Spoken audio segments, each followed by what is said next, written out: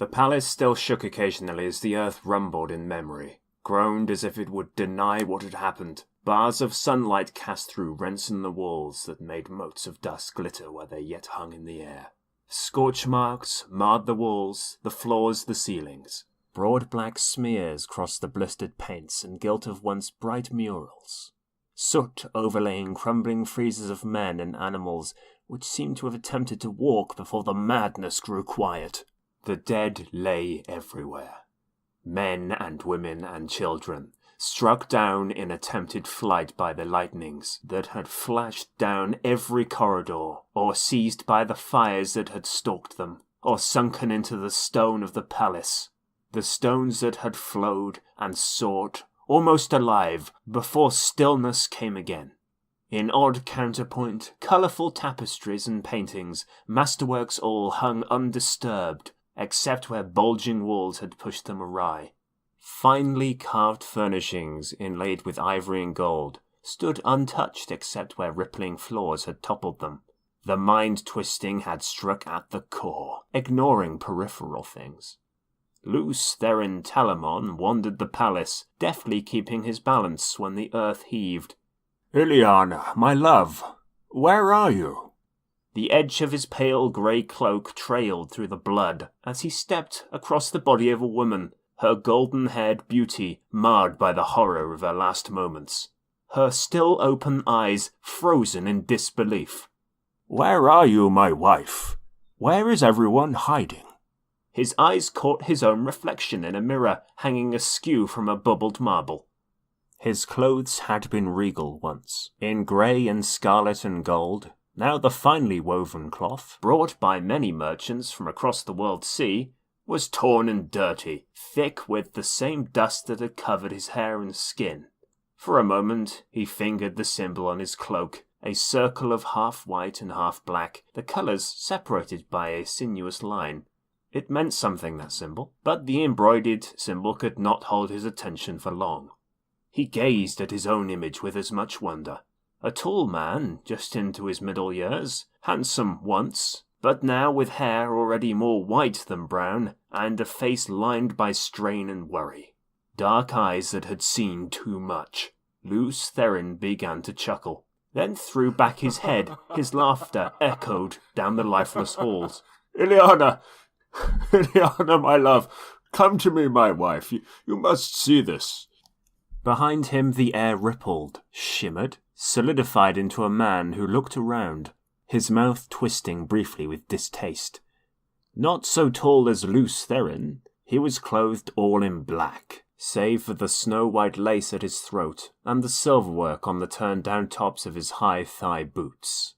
He stepped carefully, handling his cloak fastidiously to avoid brushing the dead. The floor trembled with aftershocks, but his attention was fixed on the man staring into the mirror and laughing. "Lord of the Morning," he said, "I have come for you."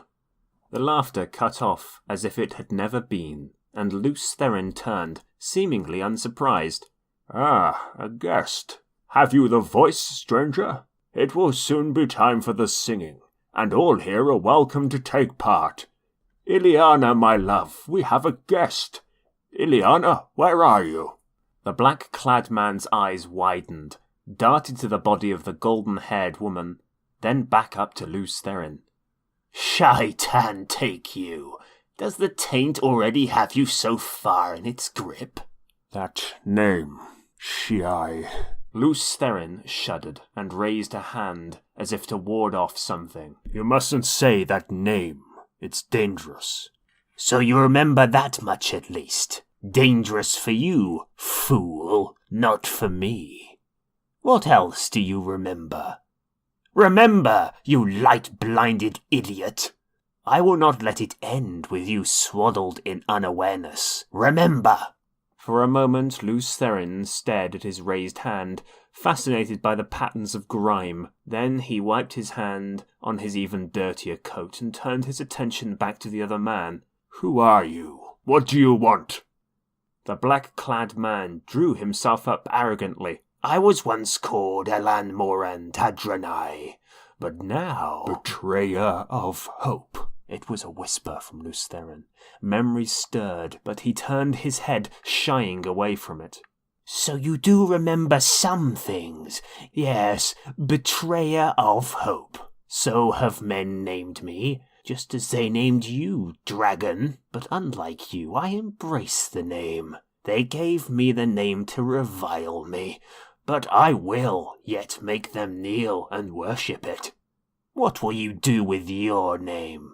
After this day, men will call you Kinslayer. What will you do with that? Lews Therin frowned down the ruined hall. Ileana should be here to offer a guest welcome, He murmured absently, and then raised his voice. Ileana, where are you? The floor shook. The golden-haired woman's body shifted as if in answer to his call. His eyes did not see her. Ilan Moren grimaced.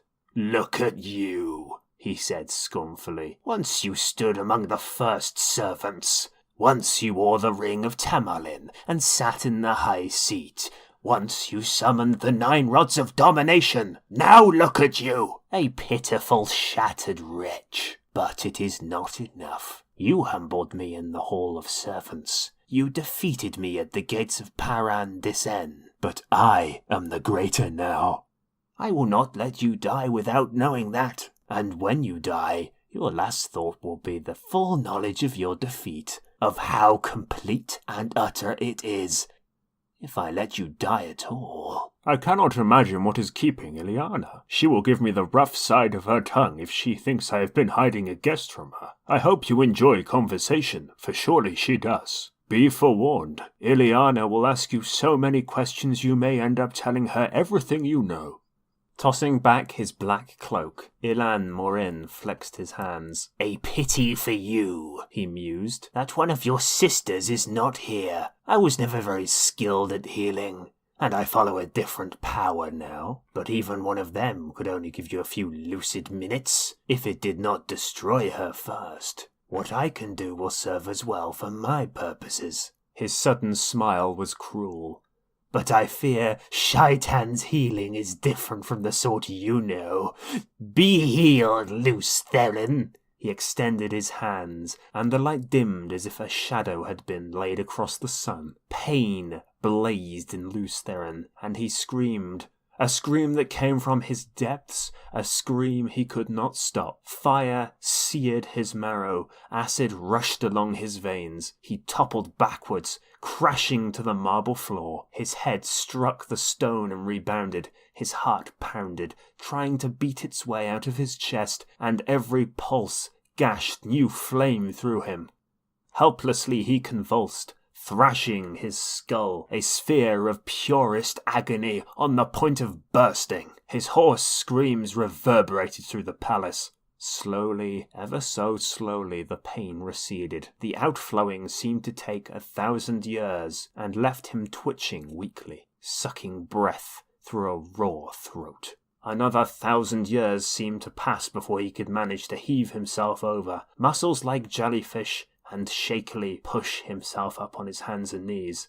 His eyes fell on the golden-haired woman, and the scream that was ripped out of him dwarfed every sound he had made before. Tottering, almost falling, he scrambled brokenly across the floor. It took every bit of his strength to pull her into his arms. His hands shook as he smoothed her hair back from her staring face. Ileana!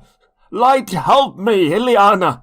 His body curved around hers protectively, his sobs full of the throated cries of a man who had nothing left to live for. Ileana, no! No! You can have her back, Kinslayer. The Lord of the Great Dark can make her live again. If you serve him, if you serve me. Lews Therin raised his head, and the black-clad man took an involuntary step back from that gaze. 10 years, betrayer, Lews Therin said softly, the soft sound of steel being bared. 10 years your foul master has racked the world, and now this I will. 10 years? You pitiful fool. This war has not lasted 10 years, but since the beginning of time. You and I have fought 1,000 battles with the turning of the wheel. 1,000 times 1,000. And we will fight until time dies and the shadow is triumphant! He finished with a shout with a raised fist, and it was Lews Therin's turn to pull back, breath catching at the glow of the betrayer's eyes. Carefully, Lews Therin laid Ileana down, fingers gently brushing her hair. Tears blurred his vision as he stood, but his voice was iced iron. For what else you have done there can be no forgiveness, betrayer. But for Ileana's death I will destroy you beyond anything your master can repair. Prepare to. Remember, fool. Remember your futile attack on the great Lord of the Dark. Remember his counterstroke. Remember. Even now the 100 companions are tearing the world apart, and every day 100 men more join them. What hand slew Ileana son heir, kinslayer? Not mine. Not mine what hand struck down every life that bore a drop of your blood, everyone who loved you, everyone you loved. Not mine, kinslayer, not mine. Remember and know of the price of opposing Shaitan. Sudden sweat made tracks down Lews Therin's face through the dust and dirt. He remembered, a cloudy memory like a dream of a dream, but he knew it was true. His howl beat at the walls, the howl of a man who had discovered his soul damned by his own hand, and he clawed at his face as if to tear away the sight of what he had done.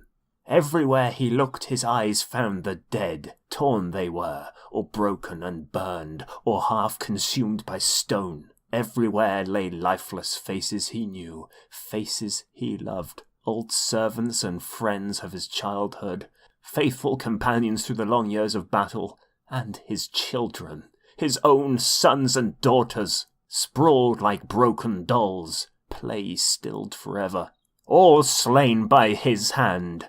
His children's faces accused him, blank eyes asking why, and his tears were no answer. The betrayer's laughter flogged him, drowned out his howls. He could not bear the faces, the pain. He could not bear to remain any longer. Desperately, he reached out to the true source, to tainted Sidene, and he travelled.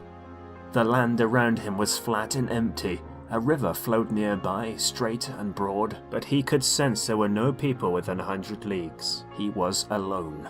As alone as a man could be while still alive, yet he could not escape memory. The eyes pursued him through the endless caverns of his mind. He could not hide from them. His children's eyes, Ileana's eyes, tears glistened on his cheeks as he turned his face to the sky. Light, forgive me! He did not believe it could come. Forgiveness, not for what he had done, but he shouted to the sky anyway, begged for what he could not believe he could receive. Light, forgive me! He was still touching Sidene, the male half of the power that drove the universe, that turned the wheel of time, and he could feel the oily taint fouling its surface, the taint of the shadow's counterstroke, the taint that had doomed the world because of him. Because in his pride he had believed that men could match the Creator, could mend what the Creator had made, and they had broken. In his pride he had believed. He drew on the true source deeply, still more deeply, like a man dying of thirst. Quickly he had drawn more of the one power than he could channel unaided. His skin felt as if it were aflame. Straining, he forced himself to draw more, tried to draw it all. Light, forgive me! Ileana! The air turned to fire. The bolt that struck from the heavens would have seared and blinded any eye that glimpsed it, even for an instant. From the heavens it came, blazed through Lews Therin Talamon, bored into the bowels of the earth. Stone turned to vapor at its touch. The earth thrashed and quivered like a living thing in agony. Only in a heartbeat did the shining bar exist, connecting to the ground and sky. But even after it vanished, the earth yet heaved like the sea in the storm. Molten rock fountained 500 feet into the air, and the groaning ground rose, thrusting the bursting spray ever upward, ever higher. From north and south, from east and west, the wind howled in, snapping trees like twigs, shrieking and blowing as if to aid the growing mountain ever skyward, ever skyward. At last the wind died, the earth stilled to trembling mutters. Of Lews Therin Talamon, no sign remained. Where he had stood, a mountain now rose miles into the sky, molten lava still gushing from its broken peak. The broad, straight river had been pushed into a curve away from the mountain, and there it split to form a long island in its midst. The shadow of the mountain almost reached the island. It lay dark across the land like the ominous hand of prophecy. For a time, the dull, protesting rumbles of the earth were the only sound. On the island, the air shimmered and coalesced. The black-clad man stood staring at the fiery mountain raising out of the plain, his face twisted into rage and contempt. "You cannot escape so easily, dragon. It is not done between us. It will not be done until the end of time." Then he was gone, and the mountain and the island stood alone, waiting. And the shadow fell upon the land, and the world was riven from stone to stone. The oceans fled, and the mountains were swallowed up, and the nations were scattered to the 8 corners of the world. The moon was as blood, the sun was as ashes. The seas boiled, the living envied the dead. All was shattered, and all but memory was lost, and one memory above all others, of him who had brought the shadow and the breaking of the world. And they named him Dragon,